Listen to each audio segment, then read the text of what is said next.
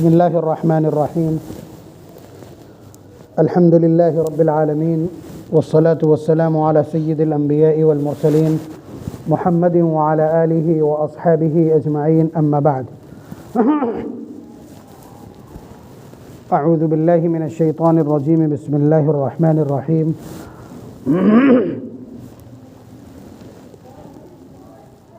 ربنا عليك توكلنا وإليك أنبنا وإليك المصير. ربنا لا تجعلنا فتنة للذين كفروا واغفر لنا ربنا إنك أنت العزيز الحكيم. وقال النبي صلى الله عليه وسلم قال الله تبارك وتعالى أنا الله لا إله إلا أنا مالك الملك ملك الملوك قلوب الملوك في يدي، وأن العباد إذا أطاعوني حولت قلوب ملوكهم عليهم بالرحمة والرأفة، وأن العباد إذا عصوني حولت قلوبهم بالسخطة والنقمة فساموهم سوء العذاب. فلا تشغلوا أنفسكم بالدعاء على الملوك ولكن اشغلوا أنفسكم بالذكر والتضرع كي يكفيكم. رواه ابو نعيم في الحلیہ ورواه مشکات. بالکل سیدھی سیدھی بات چیت کرتے ہیں. ملک کے اندر اس وقت جو کچھ ہو رہا ہے، یہ 22 تاریخ کو جو کچھ ہونے جا رہا ہے، اس کو آپ کیا کہیں گے؟ کہ یہ بدترین قسم کا ظلم ہے. جمہوریت کے اندر ہونے والا قانون کا بدترین قتل ہے. اقلیتوں کے ساتھ بدترین قسم کا مذاق اور بدترین قسم کی زیادتی اور ستم ہے. یہ ساری چیزیں آپ کہہ لیجئے، میں کہہ لوں، لیکن آپ کے پاس دوسرے اور بھی پیرامیٹرز ہیں کہ جن پر رکھ کر کے آپ کو جانچنا پڑے گا آخر یہ حالات کیوں. آپ کو یہ سوچنا پڑے گا کہ آخر یہ حالات کیوں، اور سوچنے کے لیے آپ کے پاس ایک بڑا میدان اس لیے موجود ہے کہ اللہ تبارک و تعالیٰ نے ہمیں ایک ٹائٹل عنایت کیا ہے، ہم کو ایک ٹیگ عنایت کیا ہے جس کے الفاظ ہیں وَأَنْتُمُ الْأَعْلَوْنَ إِن كُنْتُم مُؤْمِنِينَ، کہ تم سربلند رہو گے، تم غالب رہو گے، تم قادر و مقتدر رہو گے، زمام قیادت تمہارے پاس رہے گی اگر تم ایمان والے بنے رہے تو. یہ پارہ نمبر 4 سورہ آل عمران کی آیت ہے کہ تم سربلند رہو گے، سب پر غالب رہو گے اگر تم ایمان والے بنے رہے تو. سربلند تو نہیں ہیں، بدترین قسم کی رسوائیوں سے دوچار ہیں، بدترین قسم کی مشکلات میں ہیں، بدترین قسم کے مظالم کا سامنا کر رہے ہیں، یہ تو سب کو معلوم ہے. تو آخر کیا وجہ ہے کہ اس آیت کریمہ کے اندر جو راز ہے کہ تم ایمان والے بنے رہے تو تم سربلند رہو گے؟ معاذ اللہ ثم معاذ اللہ خاکم بدہن، کہ قرآن کریم کا یہ اسٹیٹمنٹ ٹھیک نہیں ہے. کہاں ہے غلبہ؟ لیکن قرآن کریم پھر آپ کو پیرامیٹر لگا دے گا، آپ کو تھرمامیٹر لگا دے گا کہ آپ کا ایمان کہاں ہے. ایسا نہیں ہے کہ آسمانوں پر ایمان کی کوئی پریبھاشا لکھی گئی ہو، وہاں کوئی ڈیفینیشن محفوظ ہو اور اس کے ذریعے سے آپ کو پکڑا جائے گا اور آپ کی آزمائش کی جائے گی. نہیں، اس امت کے پہلے طبقے نے جو ایمان پوز کیا ہے، جو ایمان دکھلایا اور حاصل کیا ہے، امام الانبیاء نے اپنی موجودگی میں جو ایمان سکھلایا ہے، اس ایمان نے کیا رنگ نہیں دکھلایا تھا؟ کیا اس ایمان کو اپنانے والے سمندر کی موجوں کے اوپر سے خشک پیروں کے ساتھ نہیں گزر گئے تھے؟ کیا ان کے سامنے وقت کے فرعونوں نے گھٹنے نہیں ٹیکے تھے؟ کیا ان کے سامنے سپر پاورز نے سرنڈر نہیں کیا تھا؟ آپ بتلائیے کہ تاریخ کے یہ سارے جھروکے آپ دیکھ نہیں چکے ہیں؟ یہ جھلکیاں آپ تک پہنچی نہیں ہیں تاریخ کی؟ کہ آپ نے تاریخ کے یہ سارے کے سارے تراشے پڑھے نہیں ہیں؟ اس لیے کان کھول کر کے سنیے اور یاد رکھیے کہ قرآن کریم کا جو بیانیہ ہے یہ اپنے آپ میں 101% سچا ہے. اور یہ ہمارا ایمان تھا، ہے اور رہے گا۔ اس لیے کہ اگر ہم نے اس پر ایگزامپل نہ دیکھے ہوتے، اور کیوں بہت پیچھے جاؤ گے، کیوں بہت پیچھے جا رہے ہو؟ اس وقت جو کچھ جاری ہے غزہ میں وہی دیکھ لو، وہی دیکھ لو کہ ان نہتوں نے اس وقت بھی دنیا کی سپریم پاورز کو ناکوں چنے چبوائے ہیں کہ نہیں۔ حقائق جہاں سے آتے ہوں اس وقت وہاں کے جو ہیبرو کے اخبار ہیں وہ اٹھا کر کے دیکھیے، ان کے تجزیے دیکھیے، پوچھیے امریکہ سے کیا ہوا، اس کے اسباب کا۔ تو آپ یہ یاد رکھیے کہ اگر ایمان مضبوط ہے تو غلبہ آپ کا ہے۔ ظلم ہوا ہے، پورا ملک کھنڈر میں تبدیل ہو گیا ہے، لیکن بتلا دیجئے ساری دنیا کہہ کیا رہی ہے؟ ساری دنیا سپاس و منقبت اور تعریف کس کی کر رہی ہے؟ کس کے حوصلوں کو داد شجاعت دی جا رہی ہے؟ یہ تو آپ کو معلوم ہے نا۔ وہاں ہے کیا؟ کچھ نہیں ہے، صرف ایک چیز ہے، اپنے پالنہار کے اوپر ٹرسٹ، اپنے پروردگار کے اوپر اعتماد، جس کو ہم ایمان کہتے ہیں، جس کو ہم ایمان کہتے ہیں کہ ہم یہاں کھنڈر میں جب تک کھڑے ہیں تب تک بھی ہماری زندگی مجاہدات سے عبارت ہے، اور جیسے ہی ہماری آنکھیں بند ہوگی تو ہم پھر نعمتوں میں ہوں گے۔ یہ ان کے ایمان بالغیب اور ایمان بالمشاہدہ کا معاملہ ہے۔ تو میں پوچھ یہ رہا تھا کہ اس وقت ہمارے اوپر ایک بدترین قسم کا ظلم جاری ہے۔ 22 تاریخ کو ہمارے اوپر ایک ایسا ہمارے ذہنوں کے اوپر ایک ایسا شوق لگے گا، تو ہم اتنا مغلوب کیوں ہیں، جبکہ اللہ تبارک و تعالیٰ نے کہا وَأَنْتُمُ الْأَعْلَوْنَ إِن كُنتُم مُؤْمِنِينَ کہ تم سربلند رہو گے، شرط یہ ہے کہ تم ایمان والے بنے رہو۔ ہم ایمان والے ہیں، ہم ایمان والے ہیں۔ کارچوب کی سوئی چوم لینے والے کہ اس سے روزی مل رہی ہے، شمشیرک چوم لینے والے کہ یہ ہماری روزی کا ذریعہ ہے، مشین کے پائدان کو پیر لگ جائے تو اسے 10 مرتبہ نمن کرتے ہیں، وہی تو ہم ہیں۔ وہی ہیں جو بہنی کے پیسے چوم لیتے ہیں، وہی ہیں جو ہم ترازو چومتے ہیں، وہی ہیں جو دکان کا شٹر چوم لیتے ہیں، وہی ہیں جو جالیوں میں دھاگے باندھ کے آ جاتے ہیں، وہی تو ہے نا ہم۔ اس کے ساتھ ایمان، معاذ اللہ ثم معاذ اللہ، اور اس کے بعد فتح اور غلبے کی امید۔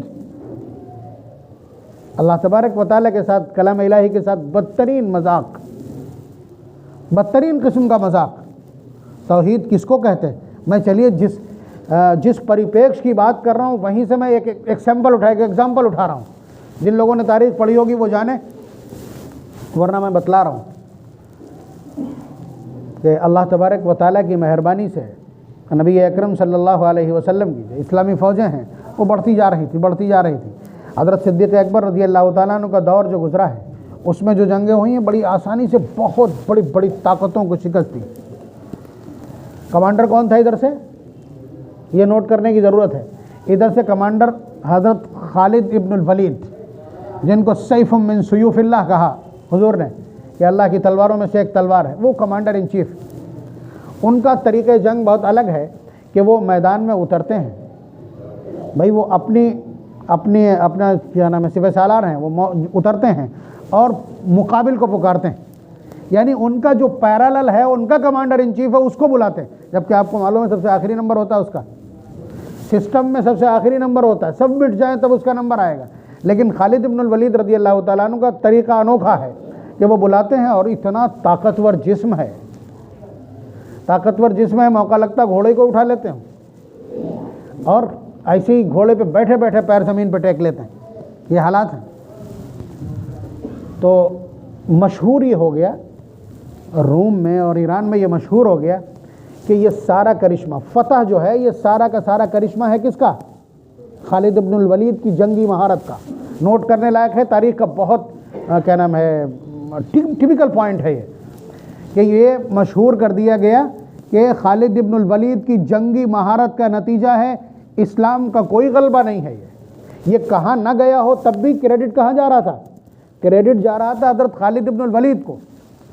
حضرت صدیق اکبر رضی اللہ تعالیٰ عنہ کے دور میں حضرت عمر رضی اللہ تعالیٰ عنہ نے مشورہ دیا کہ آپ خالد ابن الولید کو معزول کر دیجئے۔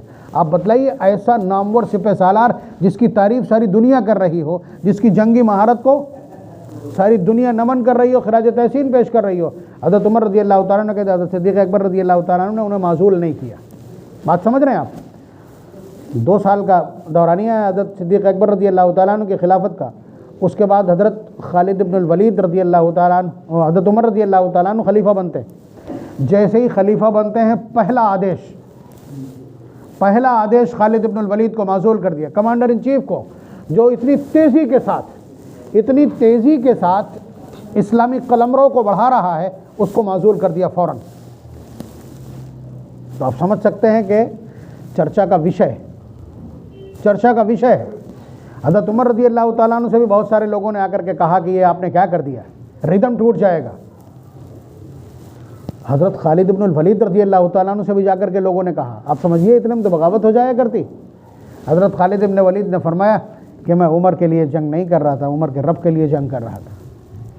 بات سمجھ رہے ہیں؟ اور بالکل اس فیصلے کو تسلیم کر لیا۔ وجہ کیا تھی؟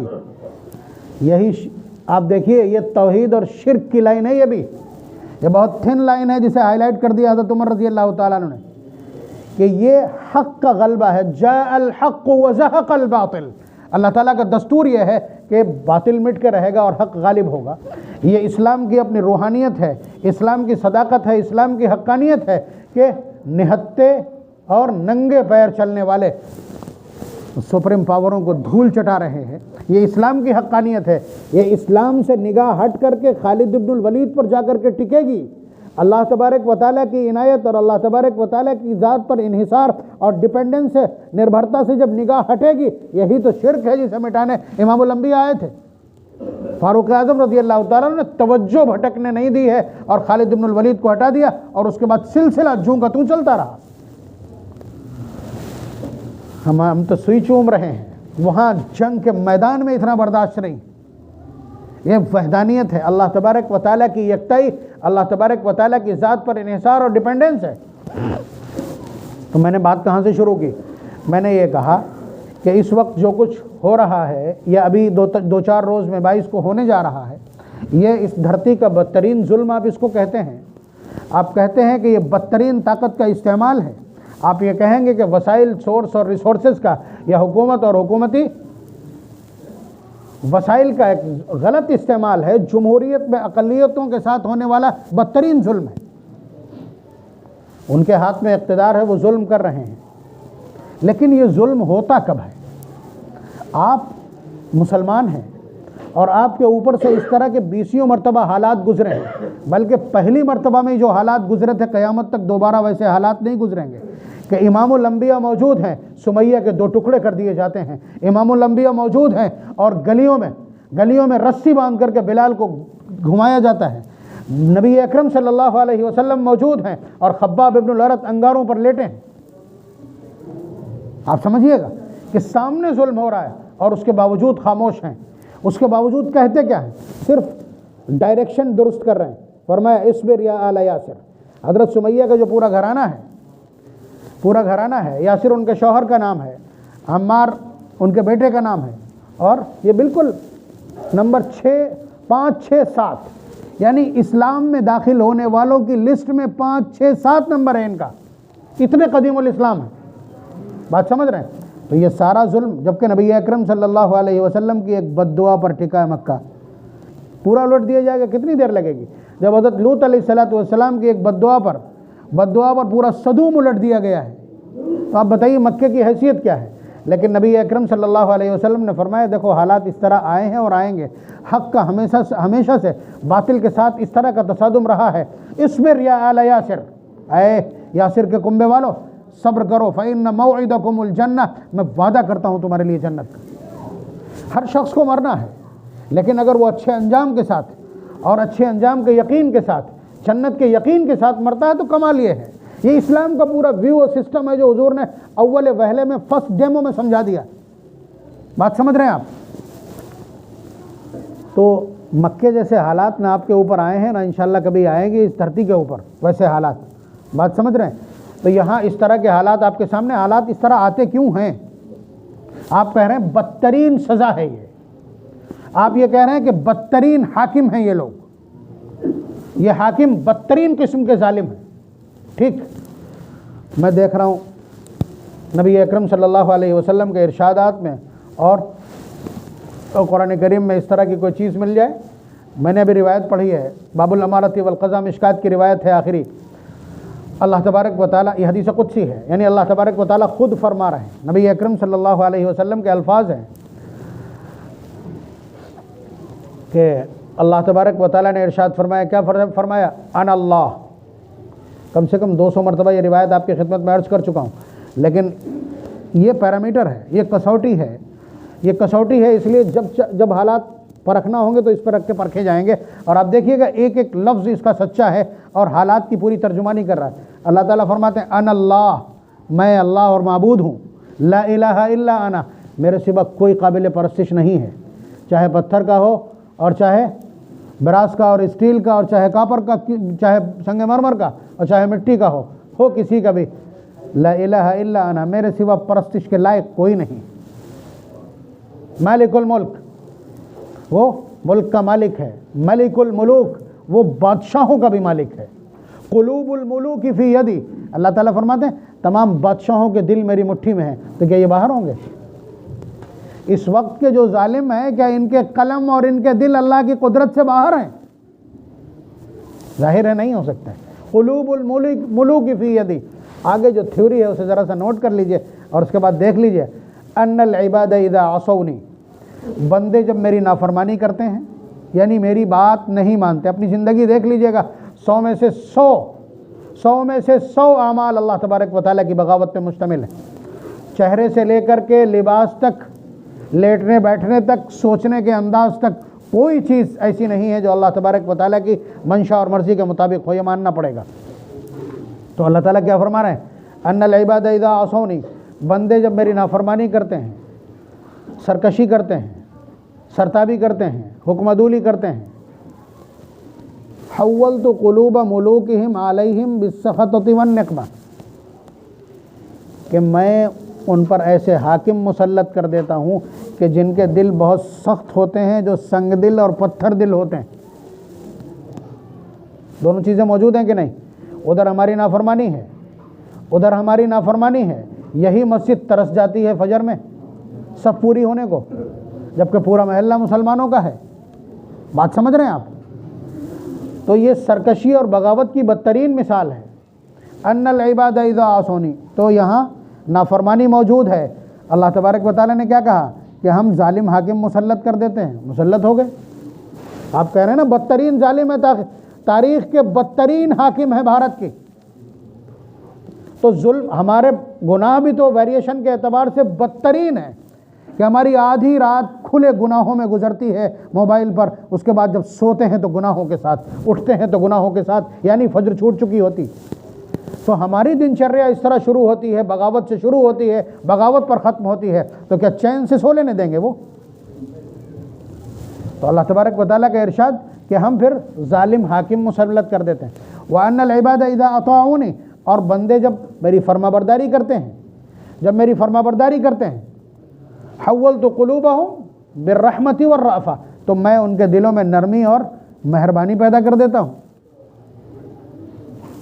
اور جب میں انہیں ان کے اوپر ظالم مسلط کرتا ہوں، فَسَامُوهُمْ سُوءَ الْعَذَابِ، پھر وہ بدترین قسم کی سزائیں دیتے ہیں.